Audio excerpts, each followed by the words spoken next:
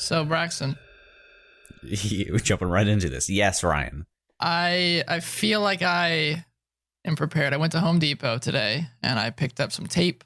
I got some hammers, some nails. I think I'm ready to start building. I swear to God. What?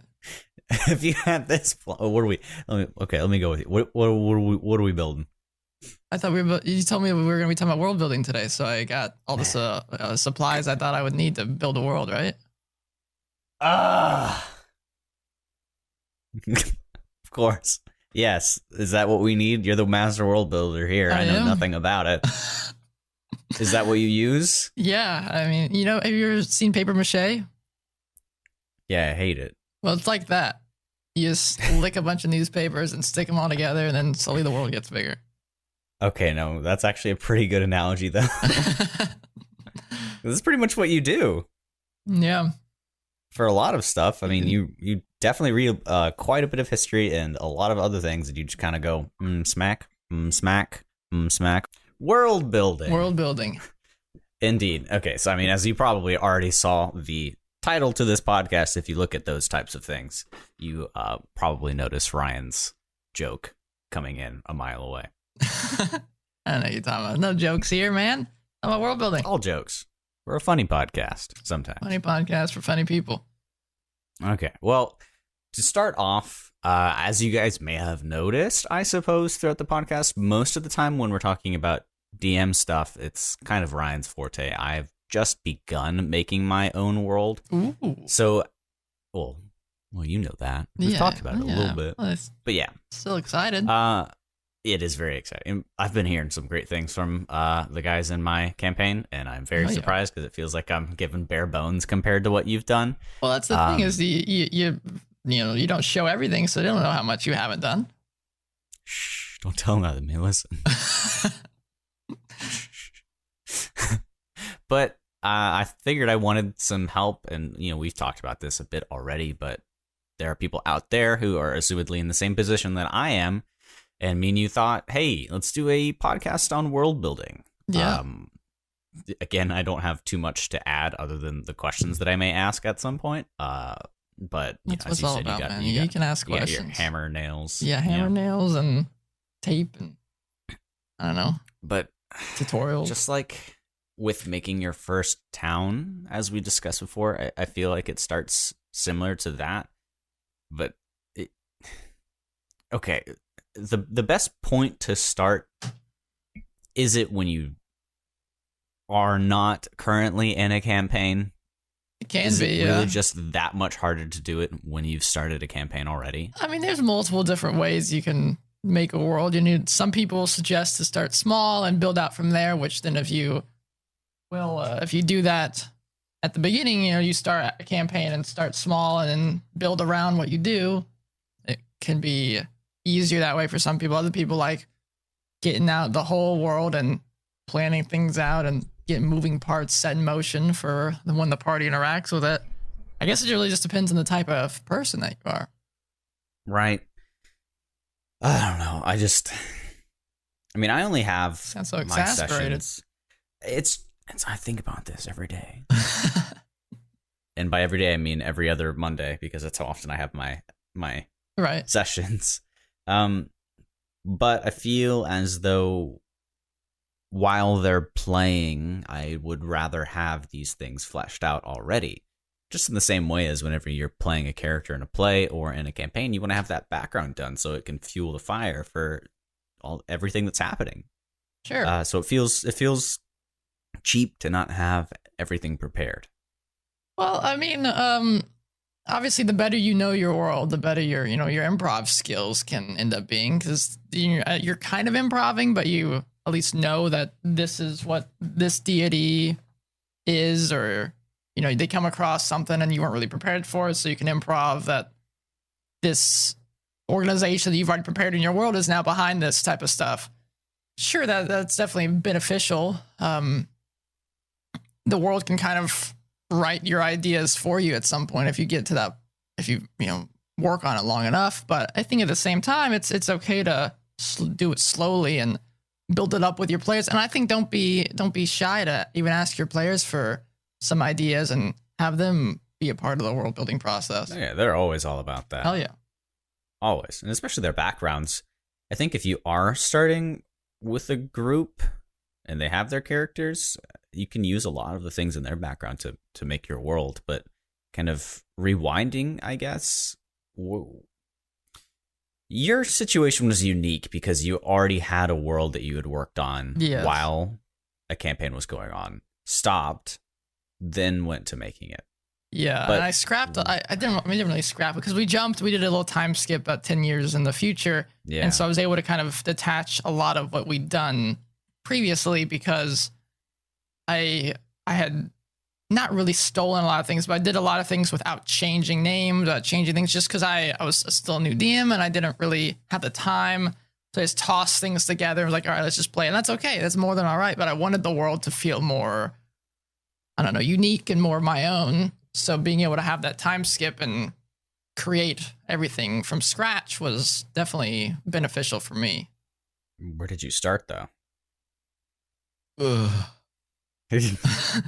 I don't know. It's so hard to figure out where to start when it comes to anything creative. You know, if you're writing and you're staring at a blank page, how do you get started? It's just throwing an idea out there and then kind of spiraling. Yeah, it can start from a random kingdom idea, a random town idea, even an NPC idea, and building around. Like, for example, take Braxton's town. If you guys were here for our last podcast, his town has a coliseum in it. You could just imagine this coliseum, this arena, building off from that, the people that surround the arena. Then, what are the politics surrounding it? What's the kingdom that this place lives in? How does a place like this exist? And then extending from that, just getting larger and larger and larger and larger, just coming up with a cool idea and then going nutty with it.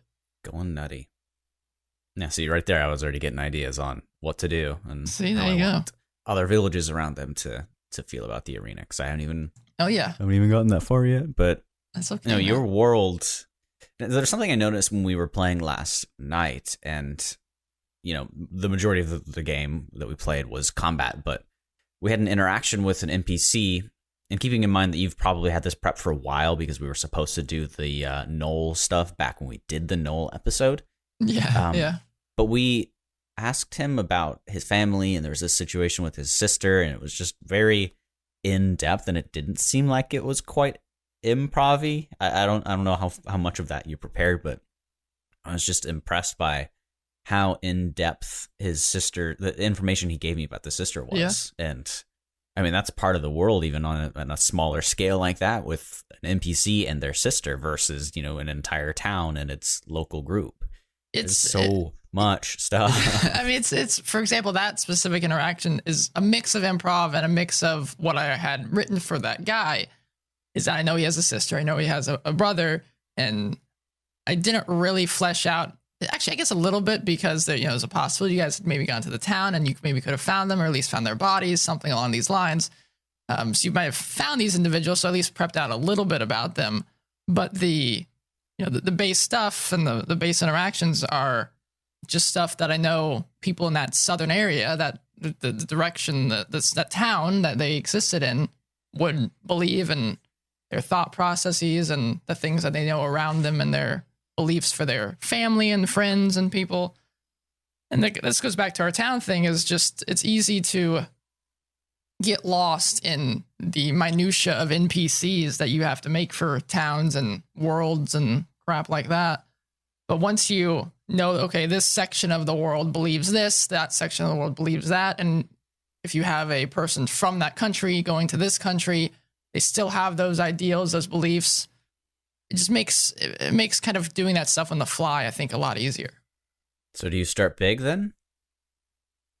I'm conflicted again. Like I said, I think it depends on the person. If you want to start big, I think it can be great, because then it can give you a lot of stuff to work with in the future. But if you just don't have that time or that ability to want to go crazy like that, then I think starting small is just as important and powerful.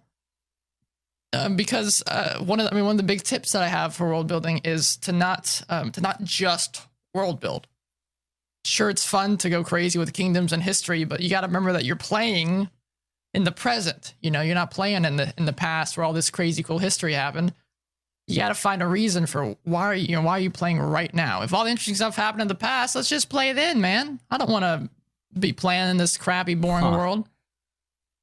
Let's just play that. Yeah. You don't want, there's that phrase where an ocean size of content, but for it to be as deep as a puddle, you don't want that.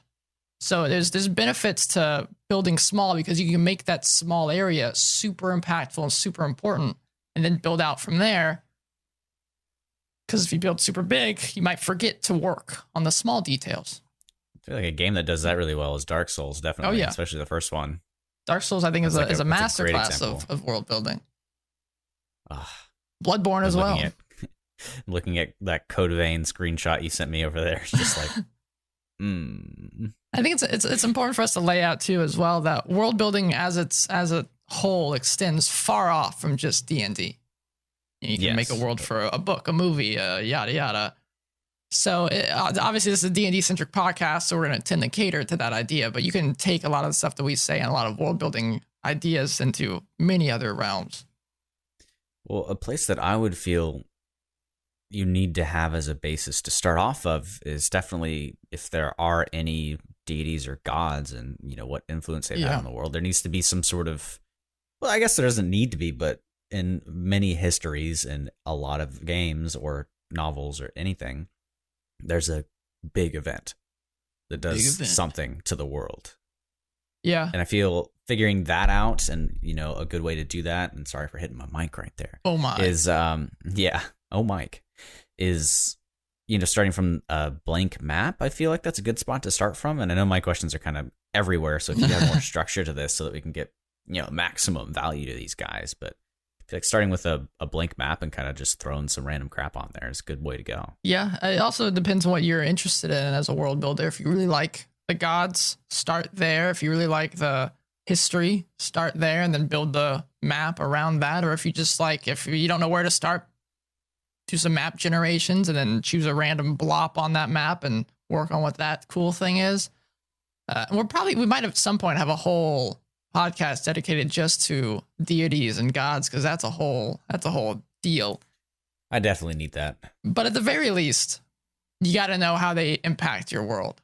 Are they going to be super hands-on? Was there something set up in the past that caused them to kind of be locked behind an area and not able to interact with the world physically? Are they more similar to religions in the real world where it's a little less tangible and they're kind of more just faith-based? It's important, especially if you're playing in a fantasy world. You don't have to be doing this stuff for all worlds. You might even say there are no gods in your world. That can be a big plot point. So just you got to at least think about the impact that these deities will have. For D&D, I feel like a lot of the classes rely on some sort of patron or god. Yeah. You can definitely tweak them if you wanted to. And then in the same vein, you need to have a same little talk with yourself about how magic affects your world. Is it going to be a high magic world or a low magic world? Is it going to be stuff in between? And I think you can also apply that type of stuff or a lot of these other questions that I'll be asking later, not just on your world, but you maybe just on specific kingdoms. Like this kingdom is like or continents. This continent's a little more like that. That continent's a little bit more like that. Obviously, that's talking a little bit more widespread. And that would require you to have a lot more time and ask more questions to yourself. But it's just something to think about. This doesn't have to be the basis for your entire world, just for parts of it. Something to think about, and especially if you've got a couple of friends right now who know you're interested in DMing, it can be a bit of a hard position for somebody like that, like a prospective DM, because oftentimes the players don't know how in depth a DM can go, or maybe they do. But oftentimes it's group of friends. One of them is known for writing stories. The other friends love playing games. To the DM. Yeah, so a lot of stuff gets thrown on you, and maybe you're in the situation of, you've got a session planned in 3 weeks. Ryan, what would you do if you not had to, but you were interested and up for this challenge of starting a campaign in 3 weeks? What would you do in terms of world building? So if I had to make a world myself? Yeah, and assume you've gotten quote unquote session 0 and you know these are good, Yeah. confident people that will like all that's assured. What would you do? I would probably start with the map. I'm kind of a map guy.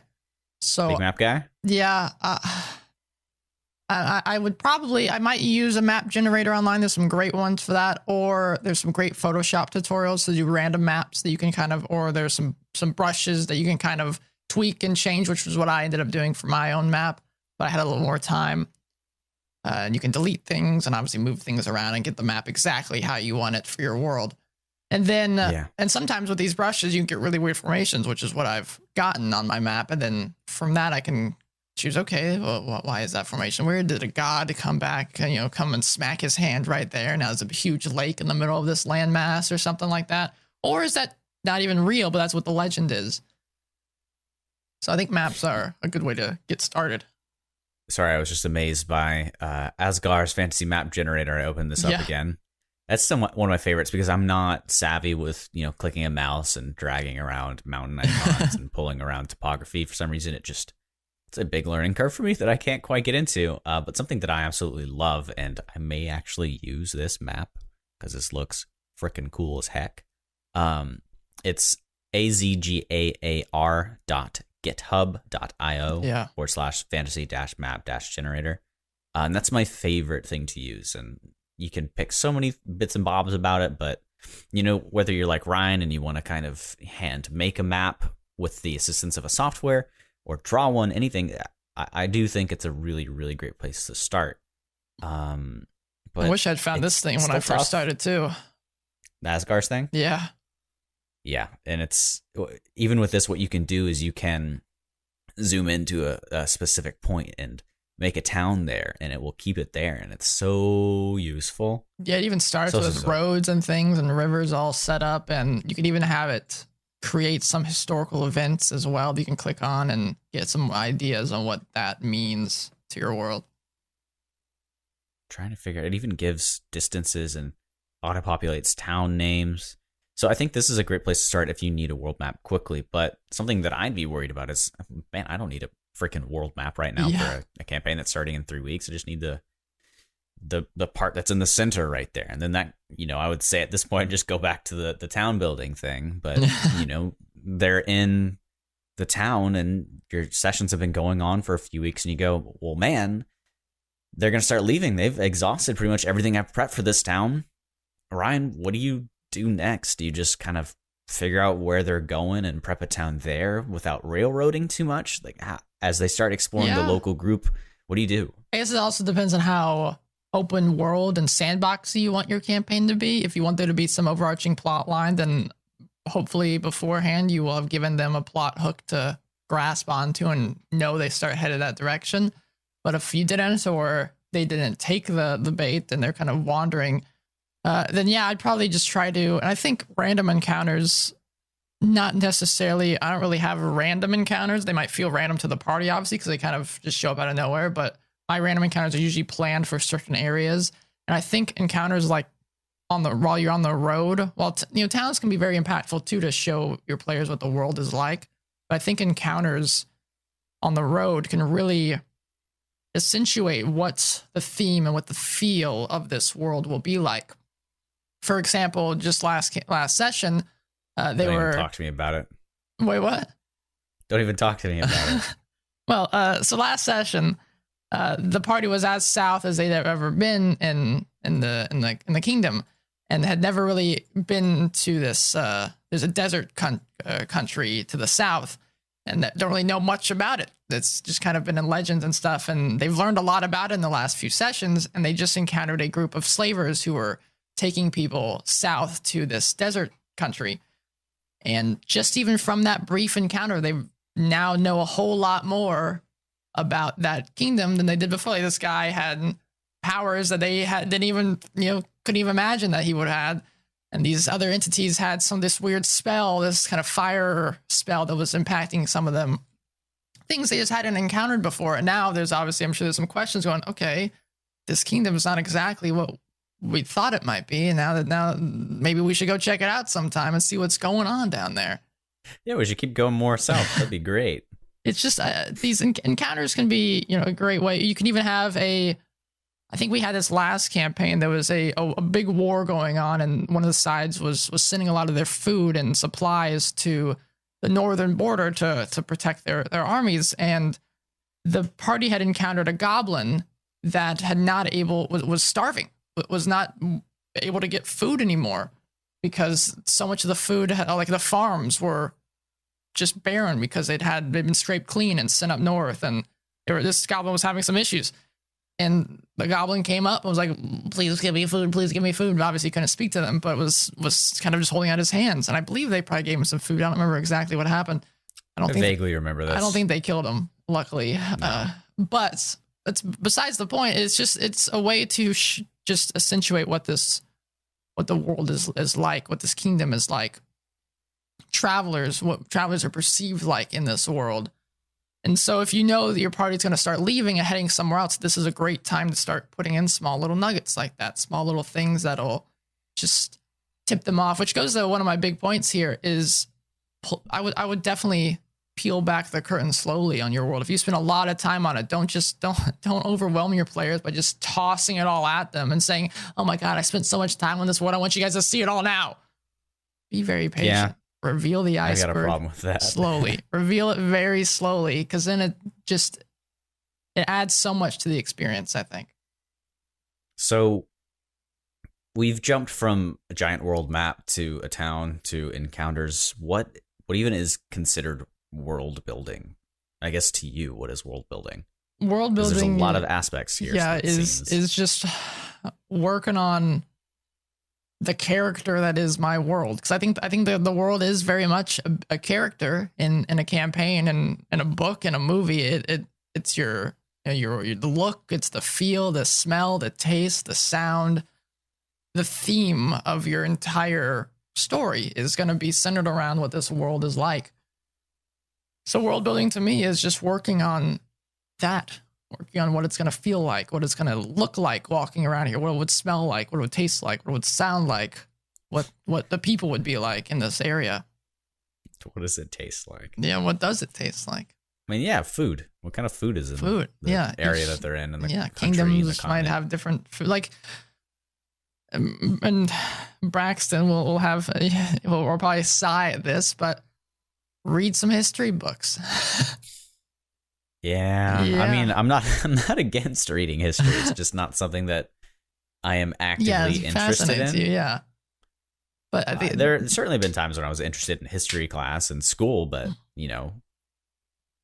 I watch anime and play video games. That's my time sink. You can use that too.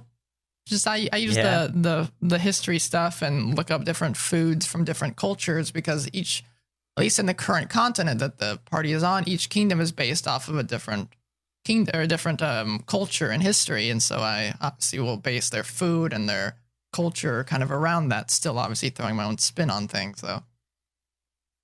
Right. It's just harder for somebody like me who just has a desire to DM, but not a lot of resources. So it tends to take me longer to prepare things. Yeah. Because I'm either coming up with them on my own or searching for an idea. Well, Braxton, I got some tips here for you. Oh, boy. First of all, there is no one set way to do any of this stuff, obviously. Wrong. I'm kidding. So the first tip I have for you, Braxton, read, and read some more. Let other people's works inspire you. And as long as you're not publishing this, and you're just playing with your friends, it's more than okay to just completely plagiarize and steal a whole idea if you wish. But my high school told me not to plagiarize. Yeah, but you're not turning this work in. It's been ingrained into me forever. You're not turning this work in. No one's going to see it but your buddies. What if I get as famous as, all those other fancy D&D podcasts? We're publishing this. But by the time that they got to the point that they weren't stealing anymore. True. Or if you watch some of the some of the D&D podcasts are playing through modules. They're playing through Curse of Straw. They're playing through Waterdeep Dragon Heist.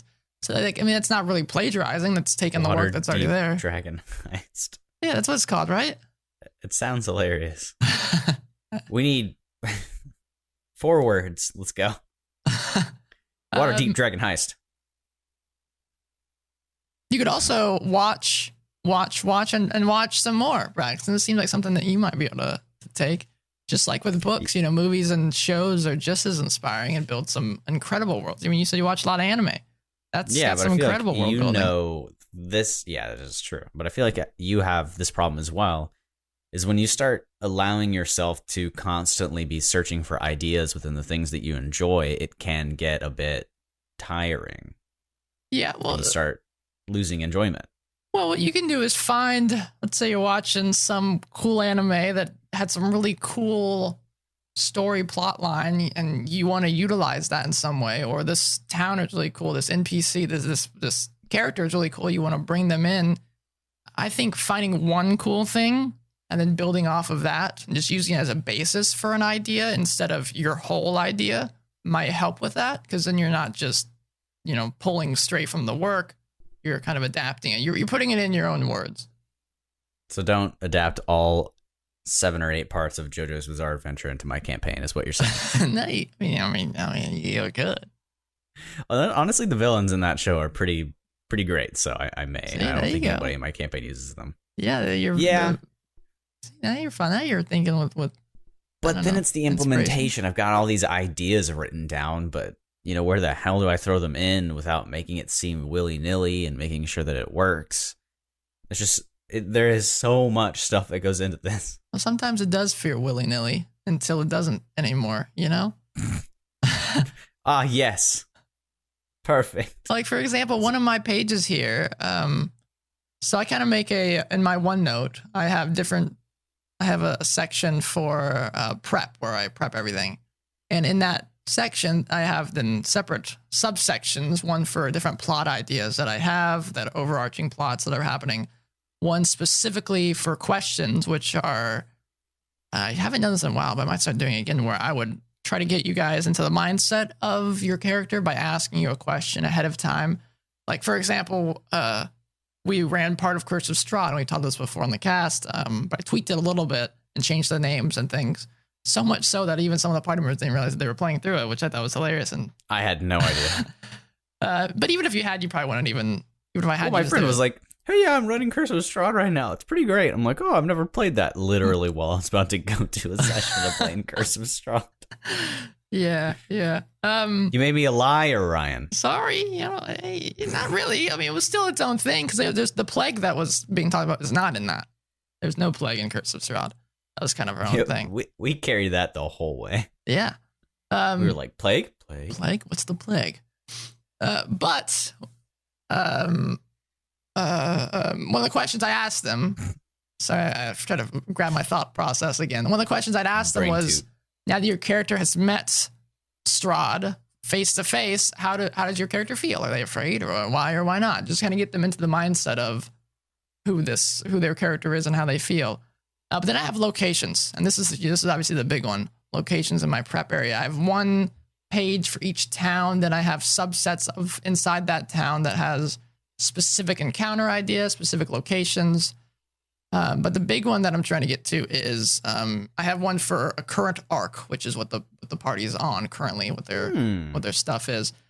And so, for example, they were headed to an altar a while ago, and I made a whole page just called Towards the Altar.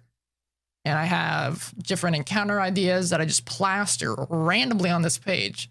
It's not even in bullet form. They're all over the place. And I just pull from them ones that I think will fit the feeling of the group at that time. Ones that make sense in the area. One that's that's happening. Then obviously I have stuff that's specifically going to happen. They're going to pass through this village probably. They're going to see this statue probably. They're going to see this guy possibly. And then to the right of that, it's just all random encounter stuff. So, you can just have things plastered crazily and then decide, sure, that's cool. Let's toss that in. Obviously, this would then be working on your improvs because I don't flesh these out like crazy. I just kind of get a base idea and say, okay, this is kind of cool. But yeah, that comes from, obviously, I've prepped in my world quite a bit, so I don't need to go crazy on these guys. I know the basic idea of things that they can say and believe in. So for these random encounters, do you put the stat blocks on that OneNote page, or is it a link to something, or do you just look it up? I will, yeah, usually link it to something. Unfortunately, last session I was not prepared as much as I so wished, and I had to go grab my books and I had typed them too. Yeah, you were flippy flopping through that. Yeah. I was not as prepared. Usually I try to toss them into my OneNote to make it easy on myself and just click on it. You know, we talked about this plenty of times within the podcast, but I do think one of the most important things for world building is that it does not revolve around your players. Oh, yeah. I mean, you can definitely do a campaign like that where it's like Skyrim and literally nothing happens unless your player is talking to that person at that time.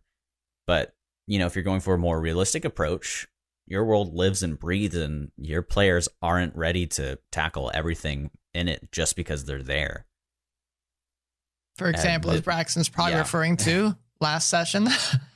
Oh boy. There was this group that had 11 guardsmen, 11 individuals, 11 enemies that they quickly made into enemies. Now, hey, let me preface, we just leveled up, so we were a bit they were on top hot of the off world. the presses. I think you might have mentioned this, but we have talked about this before about making things in the world that aren't necessarily built for the party. Like this even came up in the session where one of my players asked me, "Did you build this in mind with us winning?" And I looked at him. So, well, I don't really deal with any of my encounters. I don't go into a fight, into an encounter thing. Okay, I'm going to specifically make this encounter for them to lose. Because I mean, that's just mean, right? Why would I ever just set you up with a no-win scenario? Obviously, Captain Kirk would tell me it's not possible. Yeah, but you could definitely make something like, hey, this is really tough. Yes. I didn't make it in mind for you to fail. I just made a hard encounter. Well, I was like, with that, that's exactly what that encounter. I said I didn't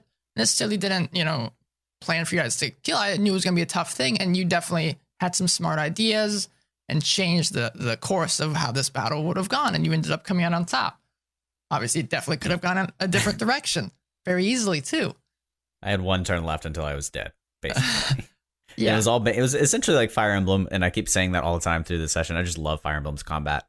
But a lot of those missions, and it can seem a bit cheap, you win sometimes if you just kill the lord or the leader of the group. It's one of the win conditions. You lose if your unit dies or your head unit dies, but you can win if you kill the commander. So that's what I was thinking this whole time is, there's like 15 or 11 guys, however many there was. They're all...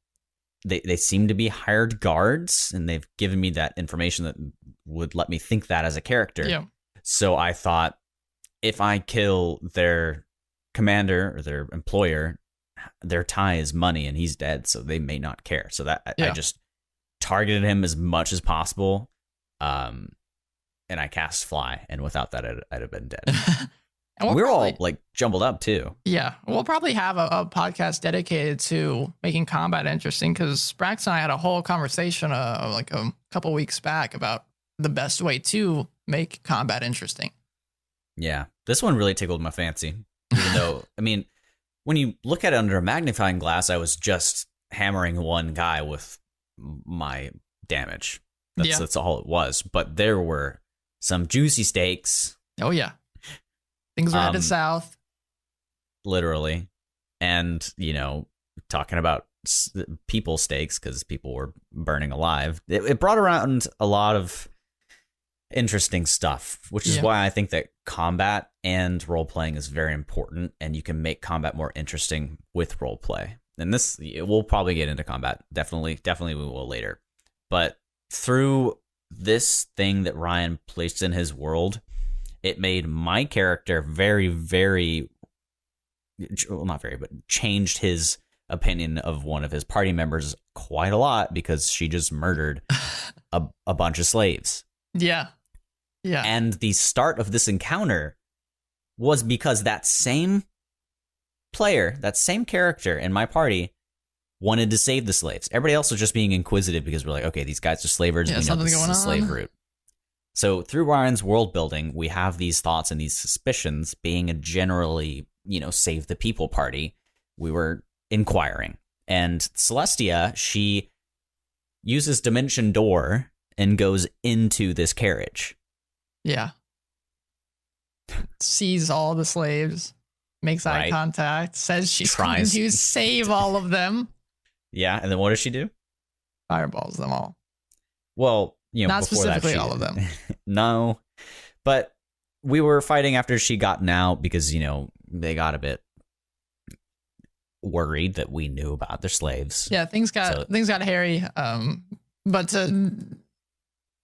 going back to the world building idea is something like this. It helps facilitate the party's cohesion and their role playing. And like I said, world building is its own character and is the backbone of your game. So definitely put some stock into it and allow your players to experience things and allow the characters to feel the world for what it is and try to make a difference in it.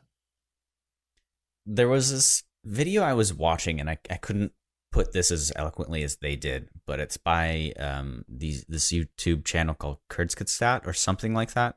And they make these lovely animations about big questions that people are asking. And one of them was leading around to, things being greater than the sum of their parts, in a sense. And you could say, what is a world? And try to define it. But when you start magnifying it and getting closer and closer on a smaller scale, you'll notice that the world isn't a thing, but more of an amorphous blob of happenings and circumstances and people and interactions. And you could slowly replace every person and every institute in this world over time so that it was completely 100% changed and different as opposed to what it used to be, but it's still a world nonetheless. Mm-hmm. So as long as you're just making shit and plopping that crap in there, I think you've got a world. Oh yeah. And sometimes you don't even have to know what it connects to. Just plop something in that's mildly interesting and then figure out what that means later. Let your players theorize and then you can make it up next session. You don't have to do it all right away. I mean, going back to staring at that world map, I'm looking at it right here. I'm like, well, how big are these land masses here? I see like this sort of shattered world. It's large. And I go, well, worlds are big. And I look at this, I don't know what it's called. It's a key on a map that shows you how long a distance is. And it's about the width of your thumb. And it goes to 1,000 miles. And if you place your thumb on this map, it's only the size of like barely one of the countries. And how many miles can you walk in a day in D&D? 24. Yeah.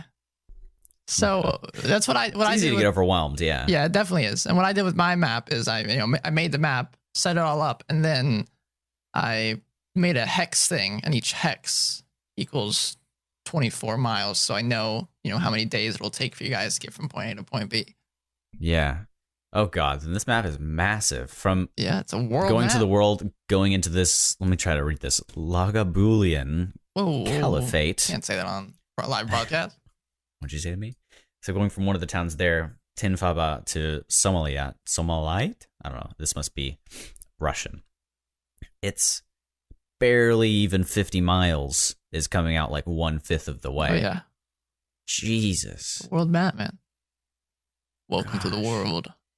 See, it's easy to get overwhelmed. There's a literal big picture for you to look at, and then you can even get crazier and zoom in a bunch and work crazy there, and then jump up north, work crazy there. Yeah, it's easy to get overwhelmed, but is there anything else on your notes? Well, I think it's good to just touch on build kingdoms around themes as well. At least that's what I've done to get started. As I would say, I made a bunch of kingdoms, split up the world into kingdoms. Said, okay, this kingdom's like that. This kingdom's like this. This kingdom's like this. Just to make it easy in my head. Then whenever I'm inspired, I can say, okay, I'm not really inspired to make a nice kingdom right now. I want to work on like some evil kingdom. And so I just zoom into that one and start working there. And definitely just talk to your friends, because the times that I come up with the best ideas is when I'm speaking with Ryan, just either on the podcast or while I'm at work on Discord. Shooting the sheet. Tell my boss. But, I just had the idea right now looking at this map. There are some unclaimed territories. Oh. And I know that there is this catastrophe that happened in my world that made the entire map look so shattered and broken rather than like a continent. But I kind of want to bring a bit of Dark Souls in there and have these locations that look like, hey, there definitely should be people here, but it's desolate and they're just bits and pieces of lore and what happened. And that was something that always bothered me about Dark Souls when I first played it. I'm like, there should definitely be people here. And I always found it so interesting that we're playing in these mega cities like Anor Londo or anything like that. Once upon a time, that was bustling, and there were people you always play in around. Dark Souls. You always play after the terrible things have gone on. But it's crazy imagining that you're the only person in that world. How much history had happened to get to this point? Yeah.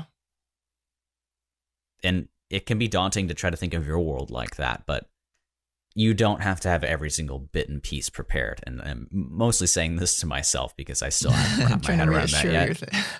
Yeah. But I don't know, Reiner, is there anything else on your notes? Because I know we always get through the podcast and we kind of like, oh, we didn't touch on this. I want to make sure we've got time for you to say stuff. The last few things that I can think about is it's so easy to forget that Wizard of the Coast have kind of done a lot of work for you. Just open up the Dungeon Master's Guide. Chapter 1 is all about making a world. This might be good for you to hop into, Braxton. It is 100% there to help you make your own world. It walks you through creating the core assumptions of what your world's going to be like. Choosing exactly what, giving you some questions to think about. What are monsters common? Are they uncommon? Is magic everywhere? And then it goes into pantheons. What type of pantheon do you want to make? You want to make a type pantheon or some cults or monotheistic or dualism? It even goes into animism. It goes into so many different ideas for just a pantheon. You're making me want to read this now. 100%. Then it goes into how the humanoids and the gods interact. And then it even goes into map, your kingdom scale, your province scale, your continent, combining all those scales. Goes into settlements. Go back to our last podcast. Talking about settlements, sizes, villages, population, the atmosphere, the government. That's your favorite one, Braxton. They've already covered it for you. You can do it all right there. You can just roll a D100 and it'll choose a government type for you. It's crazy. Okay. Commerce, languages, dialects, factions, magic. It doesn't stop, Braxton. We're going to bring it down, and I want to address something that we've noticed. So, much like in your D&D world, we live in one as well. There are different cities, countries, and just portions around here, where other people live. Uh-huh. And I'm looking at you, Australia. I don't know what you did last week, but thank you so much for listening, because there was like a couple dozen of you guys. Jeez, he's calling out. What happened? What did they do? I don't know, man. Remember we looked at the statistics. When you started calling Australia, I don't know. I got worried. I don't know what you were doing to do. I know one person in Australia, and I met him in Japan, and that's it. So I don't know if he told everybody that you should listen to this. I don't even think he was in Dungeons and Dragons, but going back to D&D, there are other worlds and other people doing things and blah, blah, blah. Mm-hmm.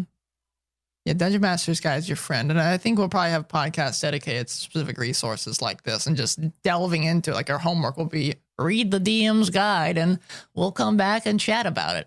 Because there's lots of if I had a nickel for every time we said we'd do a podcast about something. Well, it's good. Look how many ideas we have for podcasts. We're never going to stop making podcasts. If we do, I'd be very, very disappointed. Yeah. Oh, man. Okay, I know we skipped the old role play session last time. Yeah. We're running behind schedule, so we'll apologize for that. I apologize for that. Also, hey, welcome to the Dungeon Crawl. I don't think we've said that. I'm Ryan. And he's Braxton. I do that sometimes. Other times I'm some other person in a fantasy world that Ryan has made, or many in a world that I've made.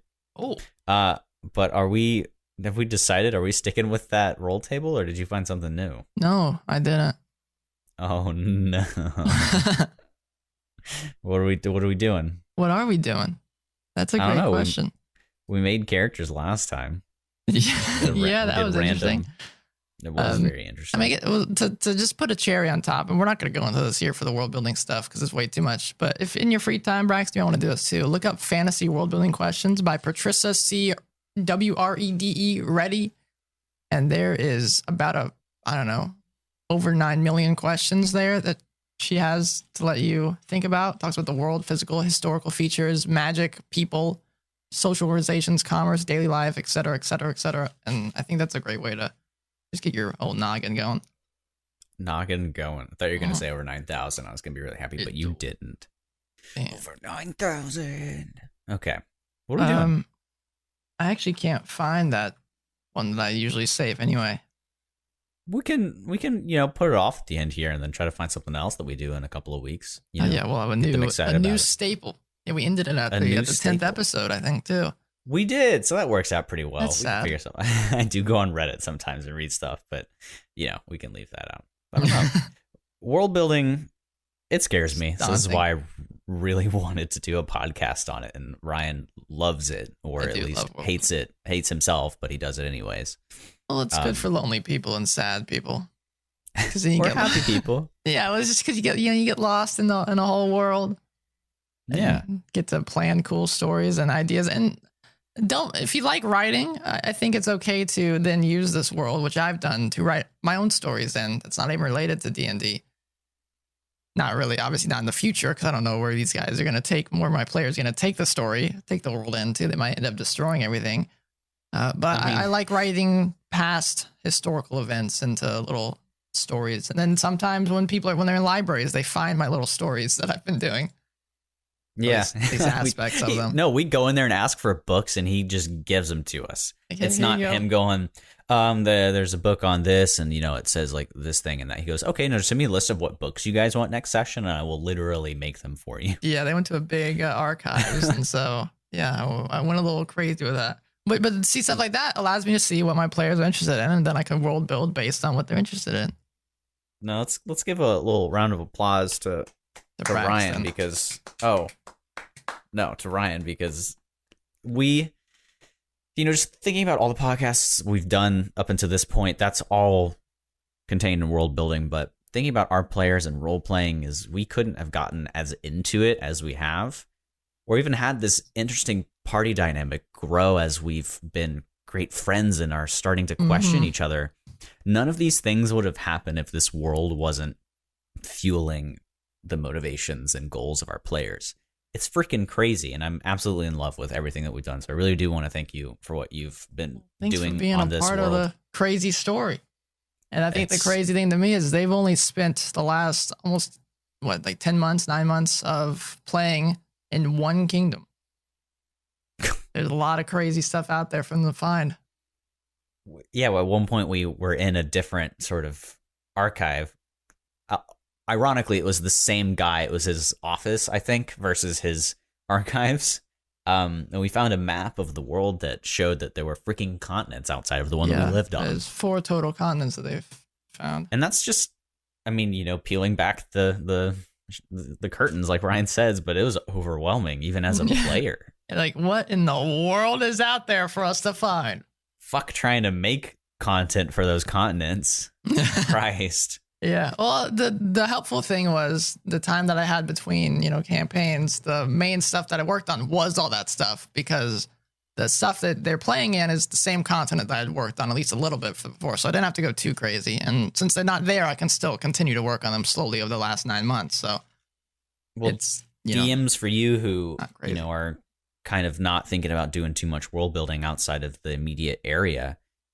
There was this catastrophe that happened in Ryan's world that involved a particular dragon, and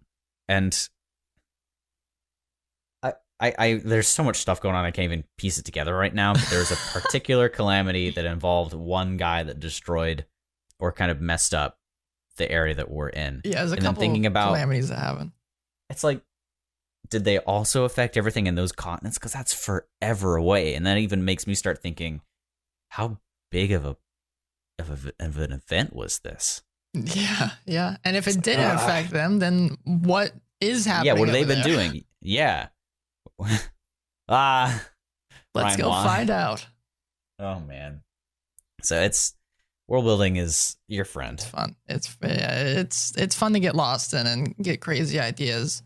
And don't be afraid to hop on to Reddit or D&D or D&D Behind the Screen, DM Academy, whatever, and find ideas there and kind of mix them into your world. So you may have said something that could help this already, but a person like me is very easily inspired by listening and reading to podcast media. So for those of the people that are listening to this podcast and they're hyped about world building and they want to get off of Spotify or whatever you're listening to, if it's on iTunes, they want to get off, leave their 5 stars, and go away. Well, thanks for leaving 5 stars, dude. That was nice of them. But they've got their motivation, but they get to, that blank screen, that map, and it all just kind of sinks out, and I'm very susceptible to this. I like putting on music. Yeah? Yeah. Yeah, what are ways to keep you motivated because you've got some time to world build right now? It's similar to whenever I want to write a story or anything, I will take all distractions away from me. Some people even suggest to turn off your internet, whatever. I need the internet to world build. Distract yourself from whatever your distractions are. There's a resource or a program I used to use called IA Writer that basically fills up your entire screen, and I turn off my other monitors and just type on there just to get my mind on a page and then branch out from there. But music, I think, is great too. Find an album instrumental. Otherwise, I prefer instrumental whenever I'm writing and working on stuff that fits the vibe. So if I'm working on some horror stuff, I'll play some creepy ambient music. Or if I'm working on some fantasy, just some basic fantasy stuff, magic type of things, I'll just put on some Witcher music or something that's a little more, that fits the vibe. And then if it really fits the vibe, boom, add it to my playlist for that world or for that area. And I'm all about bouncing ideas off of people. And, I know we don't have a massive following. I don't know how many of you are making your own campaign or you're making your own character. But truly, if you ever want to just have a discussion about anything we've talked about in a podcast, if you are listening to this in, several months from now after we've passed this and we're, still making podcasts, which I would love to be doing, give us a message give me the Twitter handle, Ryan, because I'm forgetting it. Is it Dungeon Crawl Pod? Yeah, Dungeon Crawl Pod. And Gmail is the Dungeon Crawl Pod at gmail.com. So, on Twitter or Instagram, if you ever have a question or you want to talk about anything D&D, video games, anime, whatever, just because you want to bounce some ideas off, frickin' do it. Or even if you want that live interaction with us, I stream on Twitch at twitch.tv/Melaciur, MELACIOUR, most days at 6 p.m. CST. And then Braxton and I play together on Thursdays, sometimes Wednesdays at 6 p.m. CST as well. And he also streams on his own at twitch.tv. Occasionally. I've been having some problems. Yeah. NESUGIRU. Yeah, just hop into those chats, ask us questions, or just enjoy the stream and hang out with us. It's a great way to meet new people. Yeah, and if you live in Chicago and you want to do some Dungeons and Dragons, hit me up. Hit him up. As long as you're not going to murder me or something. And we've thought maybe someday it'd be fun to, actually get a live T&D podcast going, or just so you can see the type of stuff we're talking about. Because it's one thing for us to talk about, it's another thing for you to see it in action, Yeah. So one of these days, it might be fun too. Maybe I'll start up a new campaign that's just online with some streamer friends in Braxton, or I don't know. Well, maybe. How tough would it be to dual DM? People do it. It could happen. I just don't know how we do it. We'd have to chat about it. Yeah. No, we'll have to. Maybe we'll do a podcast on it.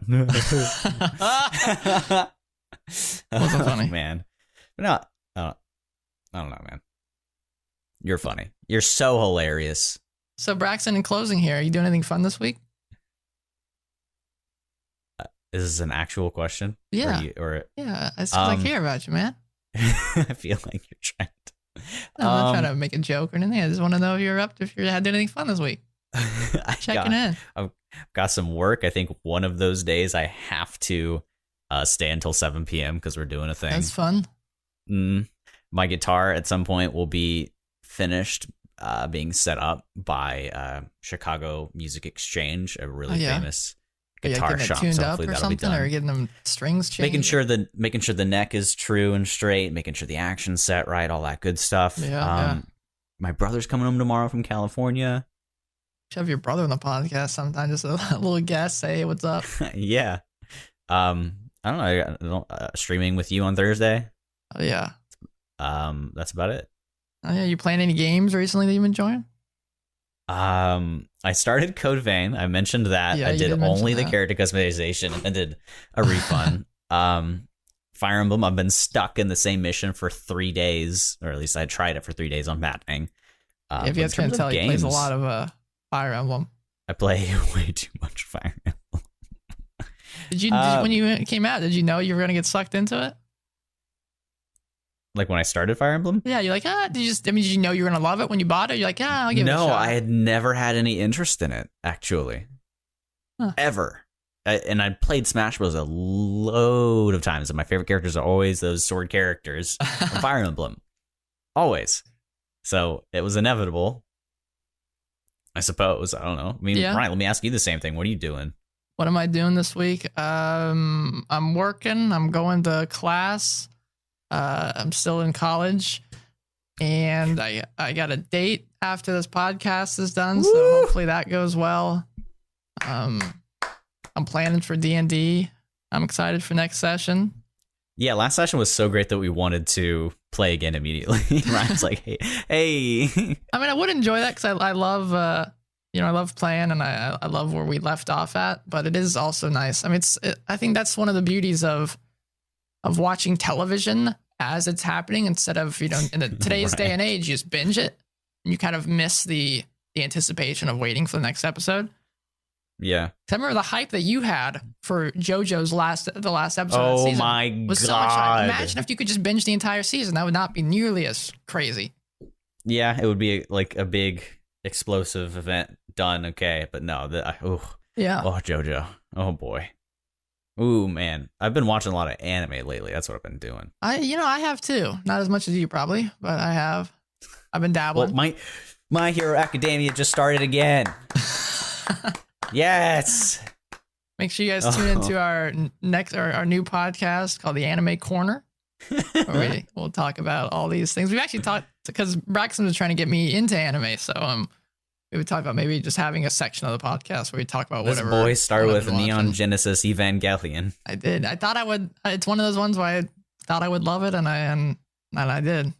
Now he's doing Full Metal Alchemist Brotherhood. Yeah. Getting all the classics. I haven't even watched that one yet, just because I'm saving it. It reminds me a lot of Avatar in a good way. Yeah. I love it. Yeah. That makes sense. Just the character wise, it's definitely darker, but it's just got that fun feel that Avatar had too.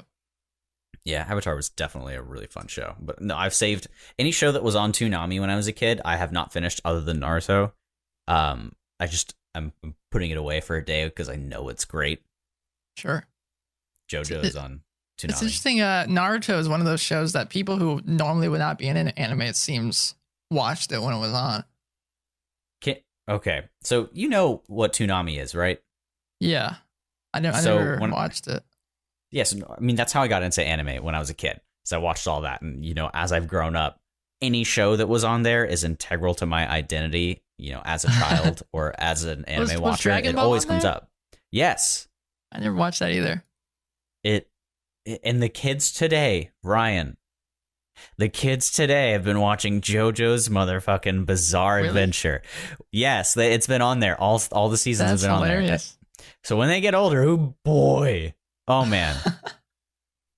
Ooh, I'm so excited. I was just surprised because these two crazy guys at work, or not crazy, is not the right word to use, but these two really, really big dudes that normally you're just looking at them, I guess stereotypically you wouldn't think would be into kind of nerdier aspects of things, but they were just chatting about Naruto like crazy. One guy brought it up. So they were chatting about something. He was like, hey, have you ever seen Naruto? They was like, hell yeah, I have. And they were just laughing and chatting about Naruto for the entire lunch they had. I spent an entire summer watching all of Naruto once, just to finish it. Huh. Yeah, it took a while. Yeah, it's a long show. Yeah, One Piece was something I was tackling before I went to Japan, but that's a story for another podcast. Yeah, we're reaching the end here, it seems. Definitely are. Well, you were asking me questions to fill the time because we didn't have our role playing stuff. But hey, we've been thinking about doing some waffling, so. Well, it's good to think about why streaming has taken off much more than YouTube in the past a little bit. People like connecting with the person that they're listening to, asking questions, getting to know them. We haven't really delved into who we are too much on the cast here. Who is Braxton? He watches anime, and that is it. Yeah, I don't know if we ever said this. He's the orange guy, the orange haired guy. And I'm the guy on the right. Oh yeah, Yeah. Oh, yeah. That's who we are. Yep. I look like that in real life. I'm 2D and flat. That could be cool. You ever seen Flat? No, was it Flat Stanley? No. Yeah. Or the I know what guy. you're talking about. There's also the Chalk Zone. Oh, love that show. That was a good show. It was a very good show. No, man, when I was a kid, we had this giant whiteboard in my house, and my brother and sister, we were all kind of that age just to make play. They would draw a chalk zone thing and poke it, and we'd be in the chalk zone. But I guess it's the whiteboard zone. Yeah, I miss whiteboards, man. Yeah, I have one at work, and it's got my metrics on it, and it makes me sad.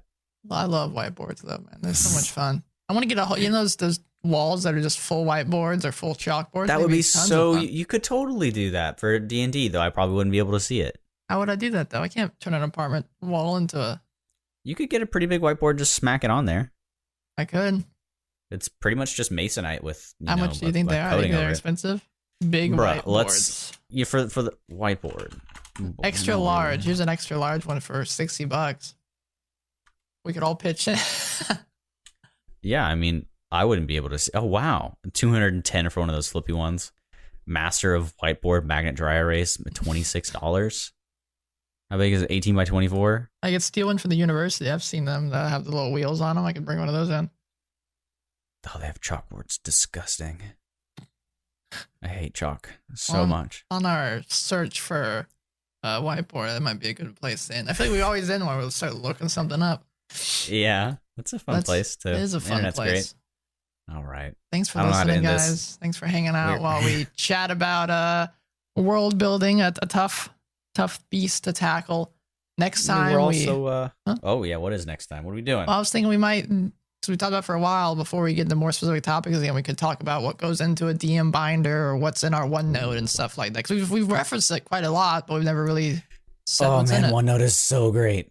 It is, yeah. We could have a whole podcast dedicated to the beauty. And it's free. Oh. As long as you buy Windows. My God. Yeah. It's free. Yes. You had to say something, though. I cut you off. What? You got excited about it. You're going to say something. You're like, and then you said, no, go ahead. I don't remember what that was, but. Hopefully it'll come to you later. Nope. Never does. Make sure you guys give us a follow on the old Twitterverse at Dungeon Crawl Pod. Send us an email at thedungeoncrawlpod@gmail.com. Rate us 5 stars on the old iTunes, and we'll see you next Tuesday. We will indeed. Take care, my friends.